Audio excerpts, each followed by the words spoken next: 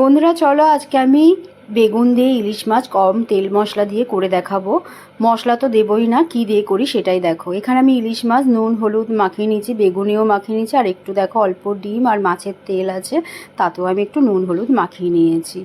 এবারে আমি কড়ার মধ্যে ওই অল্প করে সর্ষের তেল দিয়ে দিলাম, দিয়ে বেগুনগুলোকে ভালো করে একটু ভেজে নিলাম এপিট ওপিট করে। বেগুনগুলো ভাজার পর মাছগুলোকেও একে একে আমি ভেজে নেব। দেখো মাছগুলো কিন্তু বেশি ভাজবো না, একটু এপিট ওপিট করে ভেজে নিয়ে নামিয়ে ফেললাম। এবার যেটুকুনি তেল আছে মাথাটাকে লাস্টে আমি ভেজে নিলাম, মাথার লেজা। এবার যেইটুকুনি তেল আছে সেইটুকুনির মধ্যে একটু কালো জিরে আর একটা শুকনো লঙ্কা ফোড়ন দিলাম, দিয়ে আমি মাছের ডিমটাকে দিয়ে ডিম আর তেলটাকে দিয়ে একটু ভেজে নেব।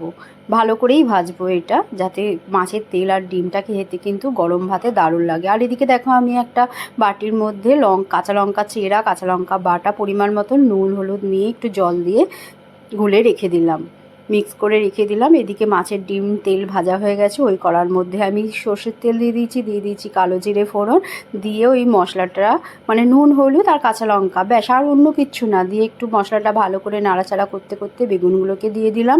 বেগুনগুলোকে দেওয়ার পর পরিমাণ মতন জল দিলাম, খুব বেশি জল না, পরিমাণ মতন দিয়ে প্রথমে লেজা আর মাথাটাকে দিয়ে দিলাম, তার একটু পরেই মাছগুলোকে দিয়ে দেবো। দিয়ে প্রায় 5 মিনিটের মতন রান্না করে নামিয়ে ফেললাম। দেখো 5 মিনিটের মতন রান্নাটা করলাম, নামিয়ে ফেললাম। এবার মাছের ঝোল গরম গরম ভাতের সাথে এই ইলিশ মাছের ডিম আর তেল ভাজা, আর এরকম ঝোল হলে আর কিছুই লাগবে না।